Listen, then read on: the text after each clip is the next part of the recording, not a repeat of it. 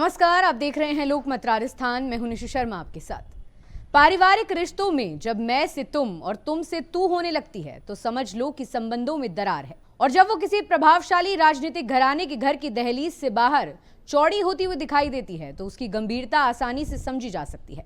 हम बात कर रहे हैं बिहार के लालू प्रसाद यादव परिवार की, जिसकी राजनीति ने पूरे परिवार में ही उदम मचा दिया है।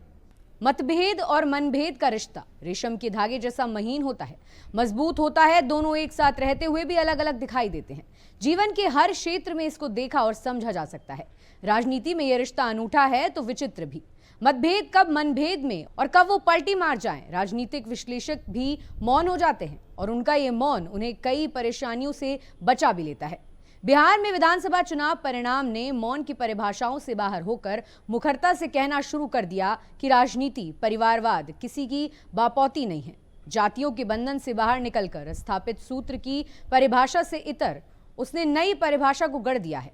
घरों से निकलकर मतदान केंद्र तक पहुंचे लोगों ने यह साबित करके दिखा दिया कि उन राजनेताओं को जो लोकतंत्र को कमजोर करने वाली विचारधारा को खाद बीज देकर अपने पारिवारिक वंश बेल को लहरा रहे थे, इसका सबसे बड़ा असर वहीं दिखाई दिया जहां वो बेल फल फूल रही थी। चुनाव परिणाम से पहले तेज प्रताप यादव का और बाद में रोहिणी आचार्य का परिवार में राजनीतिक भूचाल राहुल गांधी के हाइड्रोजन बम से कहीं अधिक घातक है।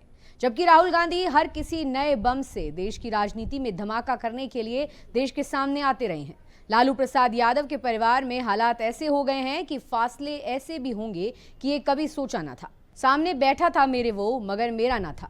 यही सबसे बड़ी विडंबना है कि हर उस सामाजिक और पारिवारिक दायरों की जहां राजनीति सर चढ़ कर बोलती है और अपने मायाजाल में कदम कदम पर छलकती है। कुछ दशक पहले देश के प्रतिष्ठित राजनीतिक परिवार में भी कुछ ऐसा देखने और सुनने को मिला था।